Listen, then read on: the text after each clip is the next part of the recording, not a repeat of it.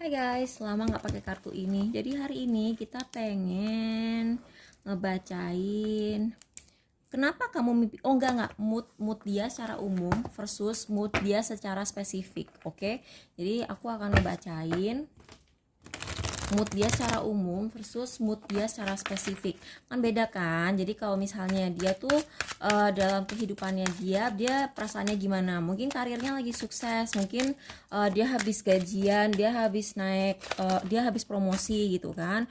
Mungkin dia habis sukses banget di kerjaannya, tapi dia masih sakit hati soal kamu gitu kan. Kadang-kadang susah kan kita tahu untuk nih orang perasaannya sebenarnya gimana. Kok dia kelihatannya udah move on, dia kayaknya baik-baik aja, padahal mungkin juga hidupnya dia menderita. Dan dia tuh kayak karena dia suka banget sama kamu tuh kayak apa ya, kayak kayak satu-satunya harapan yang bisa dia bikin dia bahagia gitu. Jadi kita lihat aja hidupnya dia happy atau enggak.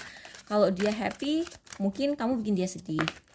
Kalau misalnya dia sedih, bisa aja kamu tuh kayak light of his life atau her life gitu. Jadi kayak kamu tuh secercah harapan gitu di hidupnya dia. Oke, jadi yang di atas ini adalah perasaan dia secara umum. Yang di bawah ini perasaan dia sama kamu. Banyak banget ya. Jangan sebanyak itu, kebanyakan ntar pusing kita. Oke, jadi bagaimana perasaan dia secara umum dalam kehidupannya? Dia puas kok, dia happy secara umum, tapi dia kok campur-campur. Dia campur-campur, terus dia merasa aneh ya. Sesuatu yang dia tunggu-tunggu tuh nggak datang-datang. Dan dia tuh sangat nggak sabar. Tapi hidup dia tuh kayaknya antara oke dan enggak gitu. Jadi gini, jadi jadi dia bahagia, cukup bahagia, tapi aduh campur-campur. Jadi bentar, aku pengen lihat konteks. hmm, oh, oh, oh, oh. Kamu ngejauhin dia ya, terus kamu kayak mengucilkan diri supaya enggak. Aku ngelihatnya nih ya, ini kamu tuh ngilang. Jadi kayak tipenya tuh kamu tuh habis ngilang dari sosmed, berhenti posting di sosmed, atau kamu kayak ghosting dia gitu, nyuekin dia. Dia tuh sangat-sangat terobsesi sama kamu, dan dia cinta banget sama kamu, dan kamu tuh matahari dalam hidupnya dia gitu. Jadi apapun, ini lucu ya, ini bukan lucu sih, bukan lucu haha ya, aku nggak ngetawain penderitaan orang ya, aku tidak mengetahui ini. Maksud aku lucu dalam dalam arti ini readingnya tuh kayak aneh aja gitu. Jadi aku tuh sering banget bikin reading dengan format begini. Jadi format bagaimana perasaan dia secara umum dan bagaimana perasaan dia terhadap kamu gitu. Karena kan beda, menurut aku harusnya beda kan. Orang harusnya bisa ngebedain. Tapi beberapa kali aku bikin reading seperti ini, dapetnya tuh kayak energi matahari seperti ini. Jadi hidupnya dia itu berputar di kamu. Jadi tahu kan kalau matahari kan di tengah, terus matahari itu ngiterin terus bulan ngiterin matahari, terus di mataharinya itu banyak planet-planet lain yang ngiterin matahari juga gitu. Jadi kamu tuh kayak center of their life gitu, kamu tuh pusat dari hidupnya dia. Jadi apapun perasaan dia itu ngimbasnya tuh ke sini gitu. Iya sih, dia tuh sebenarnya happy gitu ya udah ketemu kamu sebetulnya gitu kan.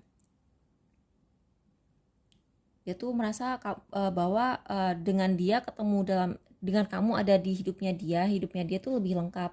Ini bisa apa aja ya, ini bisa ngomongin bos kamu, ini bisa ngomongin uh, teman kamu, sahabat kamu, nggak harus urusan cinta juga gitu. Nah ini Moon, dia tuh sejak kamu ngilang, ini kan kamu ngilang nih, kamu hilang nggak pernah posting lagi, dia tuh sering parno banget gitu. Tapi aku ngerasa ya nih orang kayaknya stalking kamu. Ini orang kayaknya gimana pun caranya, udah gitu dia ngerasa tuh kayak semuanya tuh tersendat dalam dalam hubungan kalian. dia tuh ngerasa sesuatu yang harusnya berjalan pelan itu benar-benar tersendat. Jadi kayak misalnya dia rencananya ke kamu tuh mau PDKT secara pelan-pelan gitu. Dia tuh mau hubungan kalian tuh aku baru lihat 444. Jadi 444 itu kalau dalam numerologi itu kayak 4 itu kan nomor yang sangat stabil.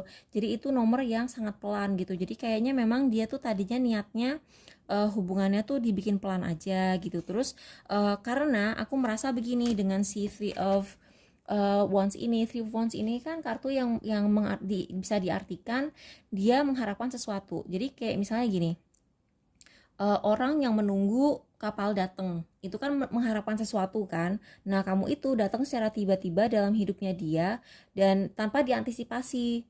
Jadi sebenarnya mungkin dia suka sama kamu, misalnya kamu nanyain soal cinta ya, ini orang seneng sama kamu gitu, tapi dia tuh rencananya tuh dari awal tuh udahlah kita jalanin pelan-pelan dulu gitu, karena kalau misalnya buru-buru diburu-buru kayaknya nggak kuat gitu, entah kenapa, mungkin dia belum siap merit atau gimana gitu kan, atau dia sebenarnya masih sakit dari hubungan sebelumnya, aku nggak ngerti juga. Atau misalnya ini urusan kerjaan gitu, dia sebenarnya udah niat banget pengen nge-hire kamu misalnya, tapi dia tuh perusahaannya misalnya gini, orang bikin proyek baru, terus dia pengen nge-hire kamu jadi project manager di situ. Misalnya kamu pengen perusahaan properti, anggaplah perusahaan properti, terus dia pengen bikin kompleks baru, terus dia janji, beb, nanti kalau misalnya aku bikin kompleks ini atau apartemen ini, kamu bakal jadi si manajer pas proses pembangunan gitu.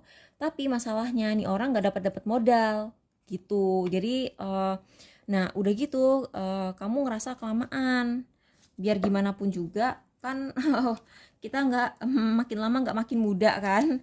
Jadi mungkin kamu ngerasa perkembangan karir aku nggak bergerak-gerak di sini, atau misalnya nih orang kayaknya nggak suka, karena ini kan kartu ego ya. Jadi aku merasa bahwa kalian tuh merasa bahwa dia sebenarnya nggak tertarik sama kalian, sempat merasa seperti itu, jadi kalian mundur.